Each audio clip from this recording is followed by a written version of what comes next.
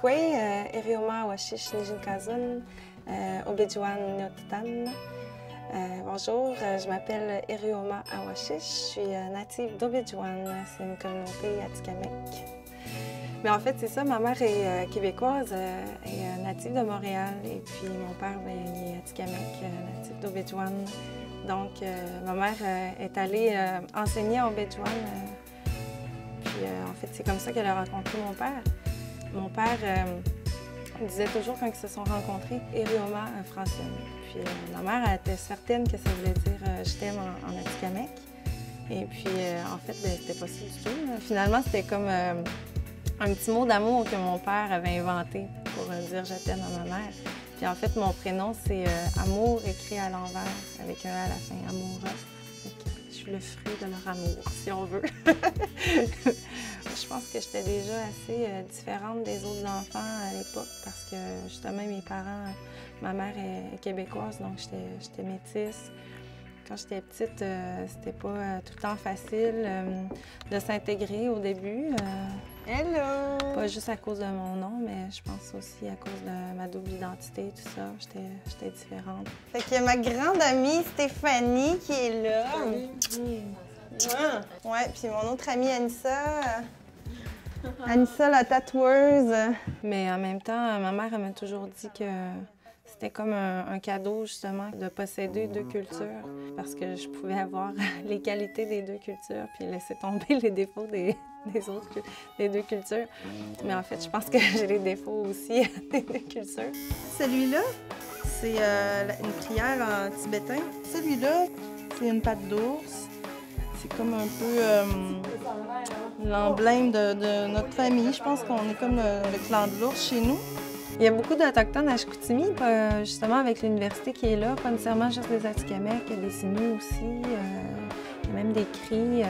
Puis je pense qu'il y a des programmes spéciaux aussi pour les Premières Nations à l'université. Salut les filles! Ouais, ben je vous redonne des nouvelles, je vais peut-être passer cet après-midi aussi. Ciao!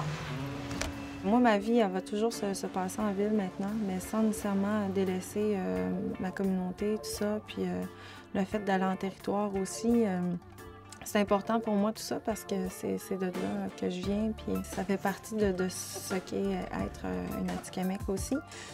Mais j'ai envie d'être capable de mieux diffuser mes messages aussi à travers de mes œuvres, de promouvoir ma culture, tout ça, bien, c'est en ville que ça se passe. J'aimerais vraiment ça, pouvoir faire une carrière internationale, puis faire connaître mon art un peu partout. Peut-être même à la Biennale de Venise, on ne sait jamais. Aller représenter mon pays, aller représenter les Atikamekw à Venise. Oui.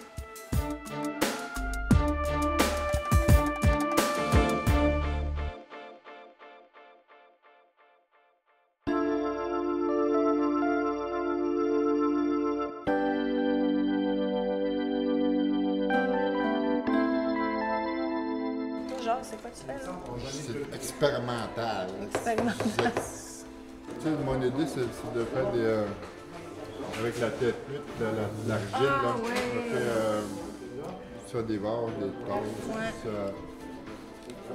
Il y a un projet de coopérative avec les artisans atikamekw des trois communautés, Ouémont, Manoan, Obidjuan.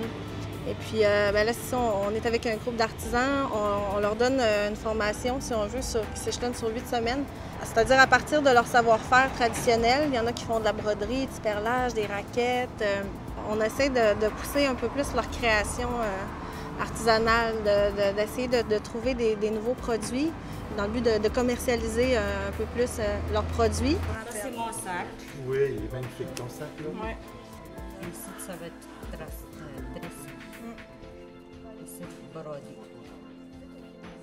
Moi, je suis acheteuse. T'as-tu retenu l'idée des 6 saisons aussi? Quelqu'un qui a sorti ça, je me souviens pas si c'est Jacques qui parle de ça, pour être intéressant aussi. Puis que c'est comme typique des Atikamekw. Les visiteurs européens, tout ça, c'est vraiment ça qu'ils recherchent, là. Puis c'est dommage parce que c'est pas tout le temps des produits authentiques qu'ils retrouvent dans les boutiques. C'est souvent fait en Chine, en série. Mais on peut pas blâmer les commerçants d'acheter du Made in China ou tout ça. parce qu'il y a un marché, sauf qu'on ne prend pas les devants, les Autochtones, pour aller vendre nos choses. On est moins de business un peu, je pense que ça fait pas vraiment partie de nos mentalités aussi. C'est ça qu'il y a de bien avec la coopérative, c'est qu'il y a toute cette idée-là de prendre ce marché-là puis de se l'approprier. Tu peux garder ton idée-là, mais tu peux en faire plusieurs. Puis c'est quoi tes trois idées préférées dedans? C'est ça, puis ça.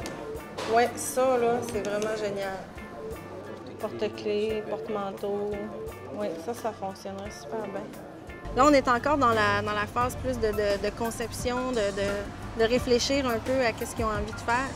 Fait qu'ils font des croquis, ils brainstorment là-dessus. Puis là, bientôt, là, la semaine prochaine, on va commencer à travailler plus les produits qu'ils ont envie de fabriquer. Puis l'autre, c'est quoi l'autre canot là-bas? Une étui à crayon. Ah, c'est donc bien cool, mais hein? Tu le ferais en cuir? Ouais. Avec un petit zipper. Ouais. Oh, c'est vraiment cool, ça. Oui, c'est une bonne idée. Le savoir-faire qu'ils ont, c'est très précieux. Puis des fois, ils réalisent peut-être pas tout le temps. Je pense que dans l'idée de la coopérative aussi, il y a l'idée de transmission aussi. En tout cas, les artisans, j'ai fait des petites entrevues avec eux.